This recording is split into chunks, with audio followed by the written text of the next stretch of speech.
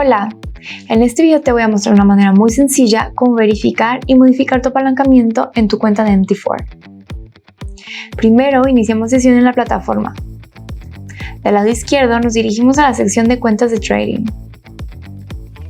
Aquí seleccionarás la cuenta deseada. Elijo esta y doy clic en la parte superior. Y en el recuadro donde dice apalancamiento, elijo el nivel de apalancamiento deseado. En este caso voy a elegir 50. Hago clic en enviar y a continuación recibo una notificación donde la solicitud ha sido enviada y será actualizada en breve. Y eso es todo. Bastante sencillo.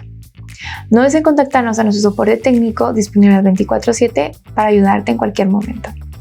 Muchas gracias.